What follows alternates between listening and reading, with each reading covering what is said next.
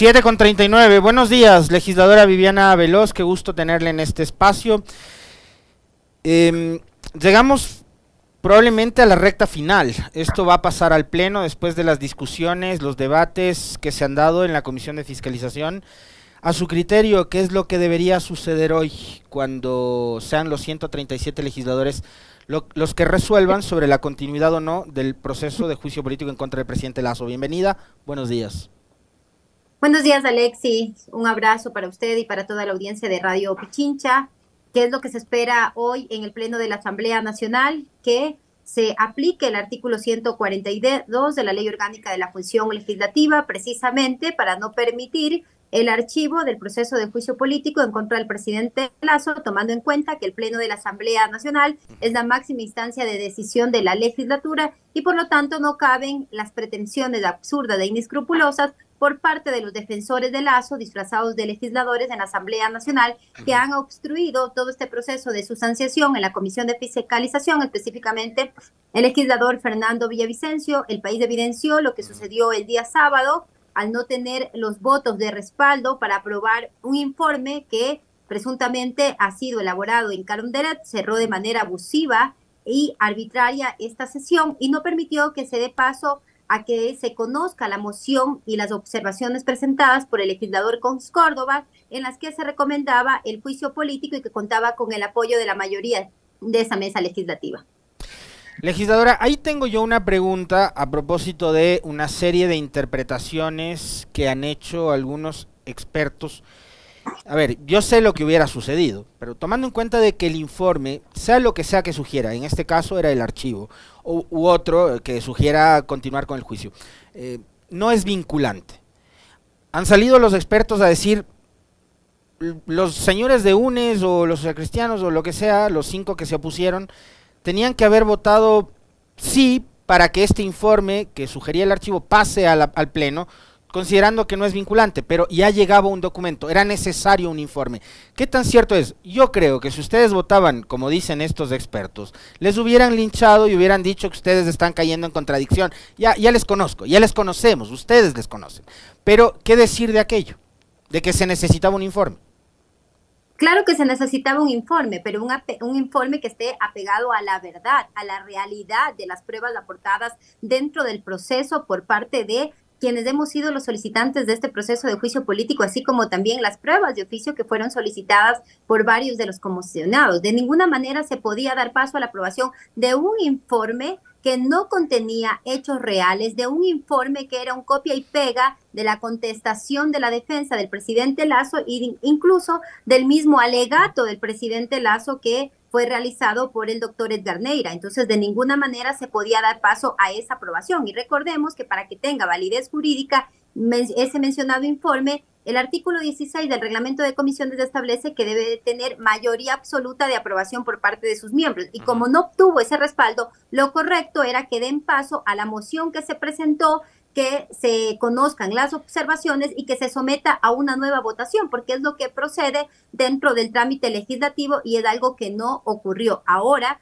como no existe ese informe aprobado, porque no hay la figura en nuestro país ni en ninguna parte del mundo de un informe improbado o que solo conozcamos un informe motivado, hoy la Asamblea va a dar paso a lo que dispone el artículo 142 para dar la continuidad a este proceso de juicio político, Alexis. Ahora, yo quiero que usted nos diga a nosotros, a los ecuatorianos, legisladora, si hay o no hay pruebas en contra del presidente Lasso, porque una de las cantaletas de Villavicencio y de quienes han operado como defensores acérrimos del gobierno y del presidente Lasso es que no hay pruebas sobre este caso específico de peculado.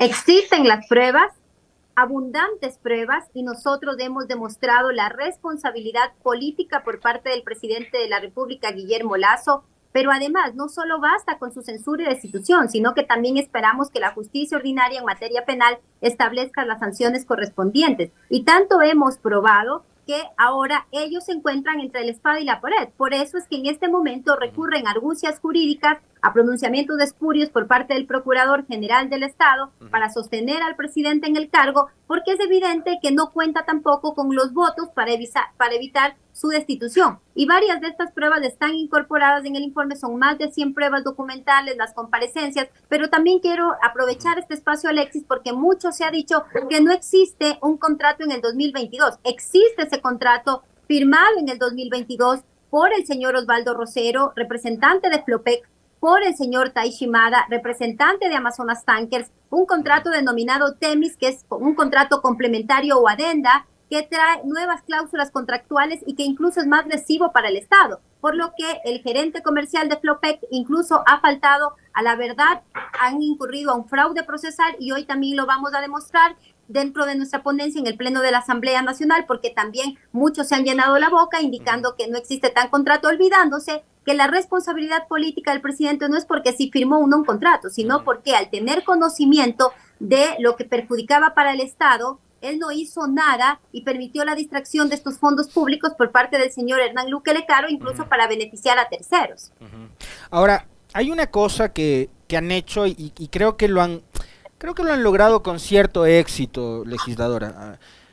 Entendiendo que se trata de un proceso político, ellos confundieron a la Comisión de Fiscalización y esto, digamos, enfocándolo así para que los ciudadanos lo interpreten de esa manera, haciendo entender que la Comisión de Fiscalización era casi un tribunal de justicia en donde había que sentenciar a Guillermo Lasso y donde había que señalar que él se benefició directamente de este famoso contrato, cuando lo que se está estableciendo es su responsabilidad política por no haber parado la corrupción en las empresas públicas. Digamos, si me preguntan a mí, yo no soy tampoco abogado ni entiendo muy bien sobre estos temas jurídicos, legisladora, pero para mí la más grande prueba de que hubo corrupción y hay todavía corrupción es que exista un exgerente de empresas públicas que está fugado, que se llama Hernán Luque y que era funcionario del banco del señor Lasso y después uno de sus funcionarios más cercanos. Usted nos va a comentar más adelante cuántas veces el señor Luque visitó Carondelet, en cuántas de esas veces coincidió también con Villavicencio en Carondelet. Pero yo le decía, confundieron tanto a la gente que nos hicieron creer que la Comisión de Fiscalización era un tribunal de justicia. Hay que demostrar que Lasso se benefició de este tema de peculado o no necesariamente para llegar a la censura del presidente. Es claro que la Comisión de Fiscalización, el legislador Fernando Villavicencio, pretendió convertirse en un juez ordinario, olvidándose que la Asamblea Nacional no está investida de estas facultades jurisdiccionales, incluso para entrar a valorar el elemento del tipo subjetivo del dolo que muchas veces ellos mencionaron y quisieron trasladar este juicio, que es un juicio político, al campo de la arena penal. Incluso el dictamen de la Corte Constitucional establece que tiene su propia naturaleza y que de ninguna manera puede ser sustanciado como si fuese un juicio civil, penal o administrativo, mucho menos cuasi penal, que eso también inventaban esa figura jurídica los abogados del presidente de la República. Nosotros tenemos que probar la responsabilidad política y eso versa sobre el convencimiento político de los hechos por los que se le encausa al presidente de la República. Es la justicia en materia penal que debe probar esa infracción y establecer las sanciones penales correspondientes. Eso debe quedar claro. La misma Corte Constitucional se pronunció sobre aquello. Incluso el legislador Villavicencio, al momento de presentar ese borrador de informe, que es un mamotreto, se aleja de los parámetros de evaluación de enjuiciamiento político al presidente de la República que están establecidos en el dictamen, pero que también se establecen en el artículo 233 de la Constitución, en el que se dice que las autoridades son responsables por sus acciones y sus omisiones. Y en ese sentido, el presidente de la República, investido de ese poder que le entregaron en las urnas, él tenía la obligación, el deber de conocer, y como siempre tuvo conocimiento y no hizo nada para parar la corrupción en las empresas públicas, fruto de ello tenemos un exgerente, un expresidente que está fugado, que está en Argentina huyendo de la justicia, que hizo y deshizo de las empresas públicas en conjunto con el señor Danilo Carrera, cuñado del presidente, y también del señor Rubén Cherres. Se llevaban incluso los audios que escuchábamos, la plata en sacos, porque Flopec era una mina de oro y ese dinero lo trasladaban, según los audios, a Andorra, que es un paraíso fiscal. Hay muchas pruebas y el presidente tiene esa responsabilidad política porque él nunca cumplió con su mandato constitucional y legal de remover del cargo a esta persona que tenía una estructura de corrupción y que permitía que se beneficie a terceros, que es lo que verse el peculado, el delito de peculado, pero tampoco nunca puso una denuncia ante la Fiscalía General del Estado para que inicien una investigación en contra de Luque, en contra de Carrera y en contra de Cherres.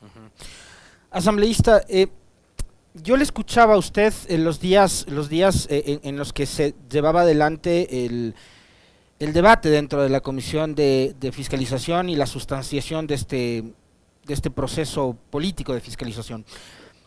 Y yo coincidía con un señalamiento que usted le hacía a la opinión pública, y yo lo he repetido también varias veces porque me parece que haber llegado a este momento es muy crítico, y es muy crítico no únicamente para Lasso y para su partido político, si es que todavía existe, creo. Yo creo que es un momento crítico para el país, porque es la primera vez que un presidente de Estado, un presidente de la República, un jefe de Estado, en 43, 44 años de democracia está enfrentando un impeachment, ¿no? Es un momento crítico para el país. Y acá llegamos no por el contrato de Flopec. Usted lo decía bien, o sea, detrás de esto hay un montón de cosas más que tienen que ver también con el incumplimiento de los ofrecimientos que hizo en campaña Guillermo Lasso. El binomio Lasso-Borrero hicieron una serie de incumplimientos, una serie de ofrecimientos que han ido incumpliendo en estos 23, casi 24 meses de gobierno. Y adicionalmente hay otros casos que no se han esclarecido. El rol de Danilo Carrera, la muerte de Rubén Cherres, la relación de estos con empresas públicas, el mismo caso Danubio, en donde estaba involucrado un consejero presidencial y demás. Es decir, razones para censurar al presidente Lasso, teniendo en cuenta de que la Corte Constitucional fijó el caso de peculado como el motivo principal, pero razones para destituir a este gobierno y a este presidente ahí de sobra, asambleísta. Así es, precisamente el dictamen de la Corte abre la puerta para que Guillermo Lasso le rinda cuentas al país por sus actos de corrupción, por su incompetencia y su responsabilidad política, y que hemos probado con todas las evidencias que se han practicado y evacuado en la Comisión de Fiscalización. Pero más allá de eso, existen más razones que precisamente acaba usted de mencionar, Alexis.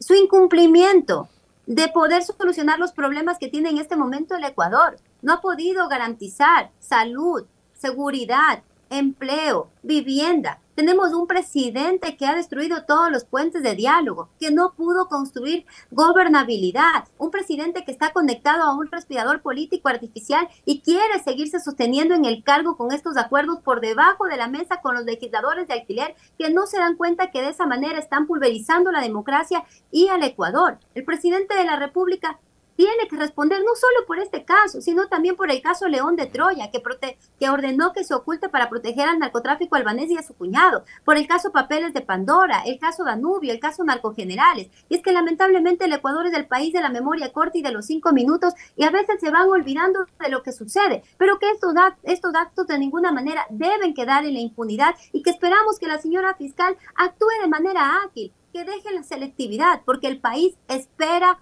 la verdad. El país espera que se establezcan las sanciones y que estos no queden en la impunidad. Estamos próximos a que tanto el gobierno como la asamblea cumplan la mitad del periodo, asambleísta.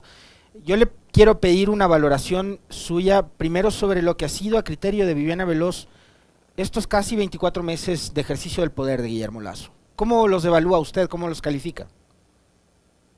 Estos casi 24 meses han sido nefastos, los peores 24 meses de la historia de nuestro país. Que si creíamos que el gobierno de Lenín Moreno era de los peores, este le ganó y le superó. Es un gobierno que nos tiene en un caos profundo, en una desestabilización que parece que no existiera una salida. Tenemos desempleo crónico, tenemos migración forzada, los índices de criminalidad van al aumento, tenemos 2 de las ciudades más peligrosas del mundo como Guayaquil y Esmeraldas, tenemos un país que se desangra, pero también tenemos a un presidente que se aferra a un cargo y gente inescrupulosa que que vende sus conciencias, que no les importa lo que en este momento atraviesan las familias ecuatorianas, un presidente que ha condenado a vivir a más de 3 millones de familias a comer una sola vez al día. Esa es la cruda realidad que cada día tenemos en las mañanas, cada que nos despertamos, la impotencia de que no se solucionan estos problemas porque el presidente no llegó a gobernar para los que menos tienen, llegó a gobernar para las élites. Y eso sucede cuando el poder político y el poder económico se unen para beneficiar a esas élites, sea de forma legal o ilegal, y que esto debe quedar como una gran lección para nuestro país también, Alexis. ¿Qué le pareció a usted? No sé si estaba escuchando el comentario o el inicio del comentario, pero ¿qué le pareció a usted estas declaraciones de Sebastián Corral, secretario de la Administración Pública, que además es uno de los principales accionistas de un gran canal de televisión, que dijo que no hay ningún conflicto de intereses cuando el canal recibe publicidad del Estado, etcétera, etcétera, que fue algo denunciado por Rafael Cuesta? Esa forma de gobernar, ¿qué opinión le merece a usted?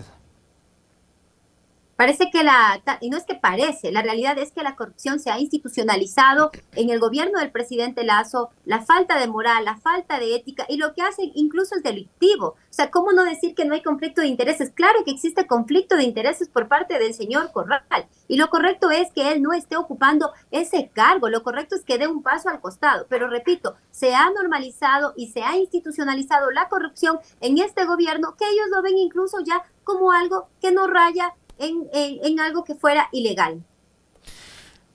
Ahora quiero saber su opinión con respecto del rol de la Asamblea, porque yo mencionaba hace un momento que uno de los argumentos de quienes defienden al gobierno es que Lazo pretende ser censurado por una Asamblea que tiene muy malos números. Yo decía, claro, como que si el presidente fuera el más popular o el que mayor credibilidad tiene, pero ¿qué decir también del rol de la Asamblea de estos 24 meses?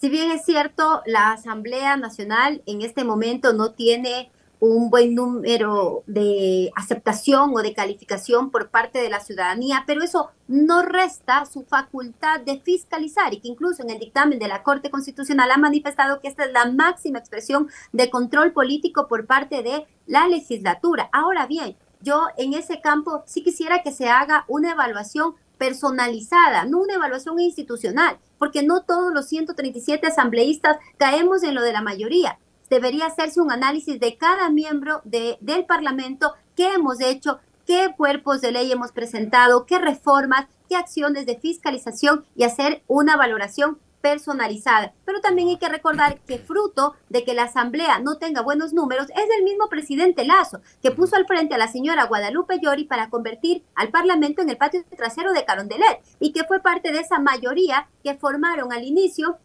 que era entre la izquierda democrática, Pachacutic, el BAN, y dejaron por fuera al Partido Social Cristiano y a la Revolución Ciudadana porque ellos no legislan y no gobiernan con base a la razón, sino basados en sus odios profundos, queriendo destruir a un movimiento político y a sus integrantes, olvidándose que somos representantes de una gran mayoría de este país.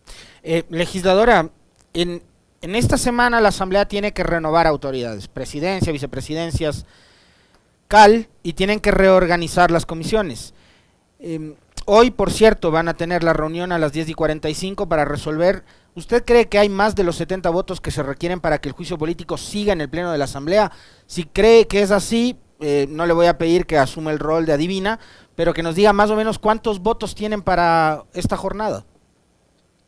No, creo que existirán más de 70 votos. También creo que hablar en este momento de cuántos votos tienen ellos y cuántos nosotros no sería lo más responsable en un momento muy delicado, pero tenemos la certeza que se dará hoy día paso a la continuidad de este proceso de juicio político, así como también hay que hacer este llamado público a que los mismos 104 votos que aprobaron un informe que recomendaba el inicio de juicio político deben mantenerse firmes, porque recomendaban que se inicie el juicio político. Pasamos del filtro de la Corte Constitucional, hemos superado la etapa de sustanciación y evacuación de la prueba, y lo correcto es que le permitan al país esta salida constitucional y democrática para aliviar un grave problema que lleva por nombre Guillermo Lazo, y que no lo digo yo, Alexis, lo dicen las estadísticas. El segundo problema que tiene la gente es Guillermo Lazo, y 9 de cada 10 ecuatorianos están respaldando este proceso de juicio político y no creen en la palabra del señor Lazo. Oiga, asambleísta, antes de seguir con el tema político, porque me hacen acuerdo de algunas cosas,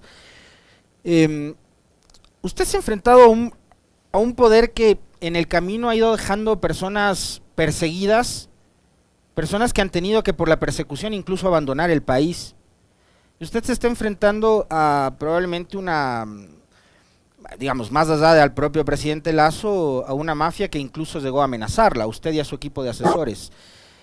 Ha tomado una actitud que algunos califican de valiente, otros, hay que decirlo, califican de agresiva, pero ha tomado una actitud. ¿Y qué ha significado esto para usted en lo personal? Alexis, cuando yo asumí este rol, este compromiso, esta responsabilidad con el pueblo ecuatoriano, sabía que me iba a enfrentar al poder político, al poder económico, a toda una maquinaria estatal para intentar amilanarnos, para amedrentarnos, para amenazarnos. He sido víctima de acribillamiento mediático, he sido víctima de amenazas, también mi equipo, mi familia, así como también usted. Si recorre las calles de Quito, hoy puede visualizar que la mayoría de paredes están grafiteadas con consignas en mi contra. Pero no solo basta con eso, y hago público que en la semana anterior, el día sábado, justo cuando estábamos esperando que se apruebe el informe que recomendaba el juicio político en contra del presidente de la República, ingresaron a la urbanización en la que yo vivo gente en un carro sin placas, armados, y que gracias a Dios el guardia pudo reaccionar y no dar paso a que ingresen a las instalaciones de esta urbanización, y que todos los días por fuera de la urbanización están estacionados también carros sin placas dando seguimiento, y es evidente que son carros del Estado, es evidente que es el Estado que quiere seguir con estas amenazas para que nosotros no continuemos con este proceso de juicio político y que de ninguna manera vamos a dar un paso atrás. Nosotros tenemos una responsabilidad histórica con el país, y esa responsabilidad histórica es dar una salida constitucional. ¿Qué le responde Viviana Velosa a los que le acusan de ser golpista? Jamás pueden acusar a alguien de golpismo ni desestabilización cuando se utiliza la Constitución. Yo no soy ni golpista ni desestabilizadora, yo soy demócrata, respetuosa de la Constitución y la ley. Y en la Constitución existe la figura jurídica del juicio político, y es el mecanismo que nosotros hemos activado. Nadie hace un golpe de Estado con un dictamen de admisibilidad por parte de la Corte Constitucional. Eso es falso. Vuelvo al tema político parlamentario. El domingo ustedes tienen que elegir nuevamente autoridades. ¿Qué es lo que van a hacer los 47 legisladores de UNES? ¿A quién van a apoyar? ¿Tienen candidato propio? ¿Van a repetir nuevamente digamos, la misma votación que ha mantenido una mayoría a ratos un poco complicada para sostener a Saquicela en la presidencia? ¿Cómo van esos acuerdos? Cuéntenos.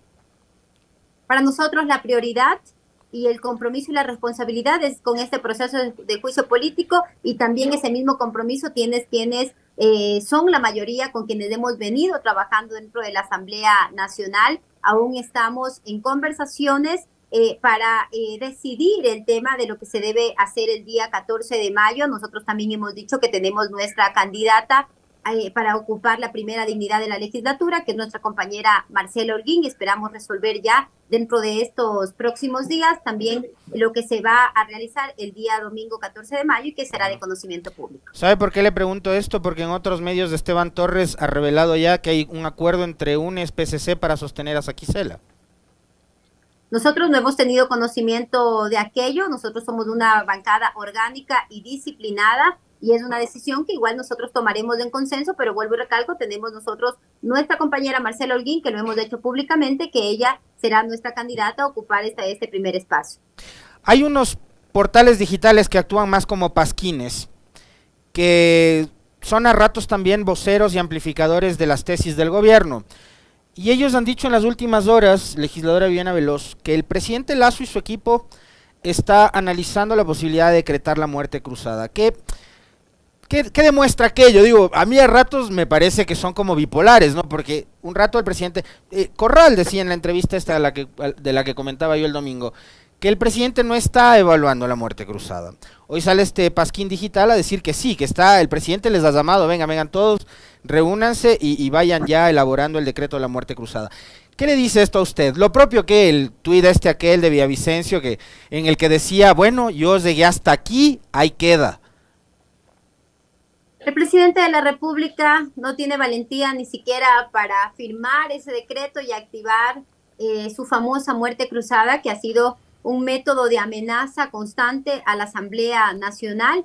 Nosotros hemos ratificado siempre que si quiere decretarlo, que lo haga, pero que ya se deje de amenazas, que por primera vez deje su cobardía, que tenga valentía, y que eso es solamente producto de la desesperación que tiene en este momento, porque nada de lo que han intentado hacer para que este juicio político no continúe, no les ha salido bien, pese a las argucias jurídicas, pese a las constantes obstrucciones, pese al pronunciamiento espurio del procurador, pese a que el legislador Fernando Villavicencio se convirtió en abogado de Lazo en esa comisión, no lo han podido hacer y por ello ahora recurren nuevamente a esta amenaza para intentar meter miedo a los legisladores y que quizás se retracten de los votos para la censura y destitución del presidente Lazo. Creo que no lo va a hacer porque, repito, es un presidente que no tiene valentía, es un presidente cobarde.